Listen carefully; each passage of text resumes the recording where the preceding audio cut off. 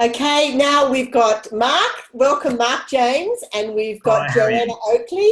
Joanna Oakley's our lawyer, who's a part. Now, we're a great little triangle, the trio, the GDPR trio in Australia, who are putting this a magnificent GDPR handbook together, and we're working on Mark's templates that he's put together, which are fantastic and are going to help small businesses in Australia.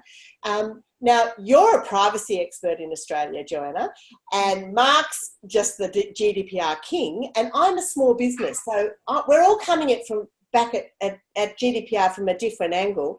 And Joanna, can you tell us about why you're getting involved in this and why you're concerned about small business in Australia?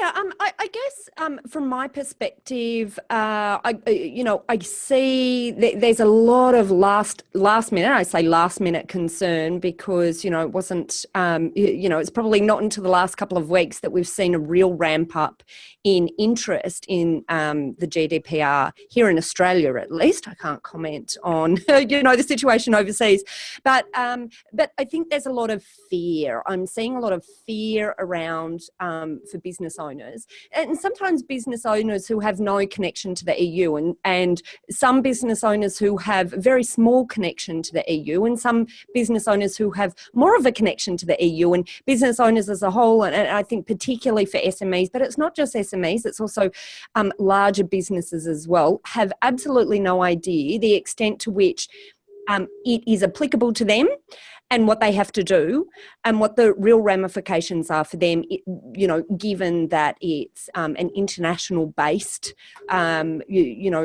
legislation.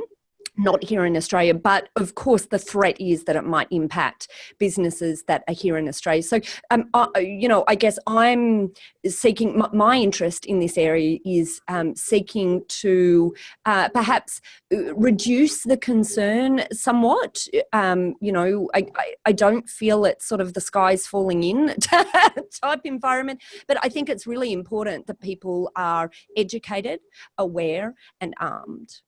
I agree. And Mark, what's it been like for you in the UK? You've been working for a couple of years on this, getting everyone compliant. Yeah, I mean, Joanna kind of said it for me. Things like the panic. When I meet a group of say 50 small companies in a room, and we're doing an awareness training day, what you get overarchingly is this sense of panic. We're going to get fined 20 million euros and it'll close my business down and I've got too much to do already, it's just all unwieldy. And you kind of have to start the session with, don't panic. You can take a pragmatic, sensible view at it. And from our point of view in the UK, the additional challenge, of course, has been Brexit. So people are going, well, we won't be in Europe in 9 months. So does it apply to us? Of course, so we've had all of that to navigate as part of it. And the take-up has just been slow, partly because the awareness has not been there at a government level. They've not done enough work to educate companies. The law is changing. And there has been a real sense of inertia. And I think, Brexit's been a big factor in that, where people are going, it's 2018, it's a year away, and they've not understood how it would affect them. And for some small companies, because there's been so much fear, as Joanna said, the amount of companies that are mis-selling, and they're using this kind of fear, uncertainty and doubt selling technique, companies bury their heads. They go, actually, we'll do nothing.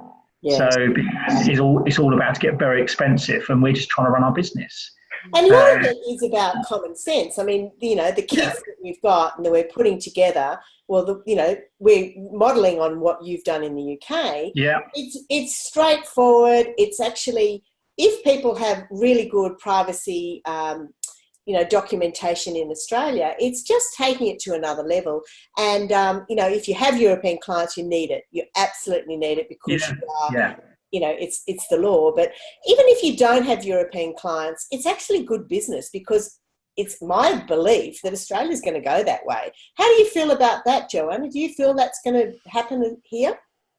I don't know. As I say, we have had reforms in the past and, small businesses that have turnover of less than $3 million who aren't otherwise captured by the legislation aren't captured by the legislation, generally speaking, other than, a few types of businesses that otherwise are. And I feel like it might be a little way off before in Australia we have further reform. But and so I guess it's, and there's certain points of view around at the moment in the market that perhaps we can treat the EU part of our customer database in a different way that we treat the other parts of our database. And perhaps that's a strategy that businesses might also employ moving forward. Okay. But I certainly think that you're correct in that, and certainly when we're dealing with the Privacy Act here in Australia, in some instances it makes sense for organisations to be compliant with the Privacy Act, even if they're not required to anyway. And this can certainly, I think, perhaps be something that might be said for the GDPR as well. And I think there's a mix of approaches. There's some really stringent approaches that some people are suggesting, but there's also just some approaches that are just, as you say, just really practical and sensible. And you know what? If you are an organisation that has allowed yourself somehow to create a leak or a misdealing with customers' personal information, I think you're going to have issues anyway from from a branding perspective, right? So, we all want to protect our customers.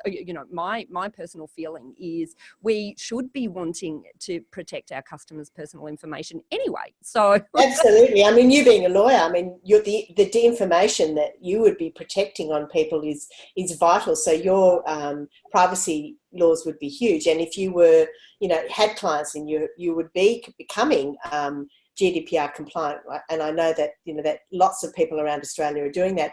One of the things that concerns me is that when I've been talking to senior executives at a board level, they're just saying, oh yeah, GDPR, yeah, we've got it on the agenda. Australians have been a bit lax, I think, in coming forward.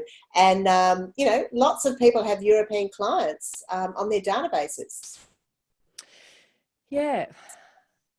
So this kit is going to be great for anyone who wants to make sure that they're compliant and they meet the GDPR rules. So it's great that the three of us are working together. Great, wonderful. Look, I'm really looking forward to it. Thanks, guys.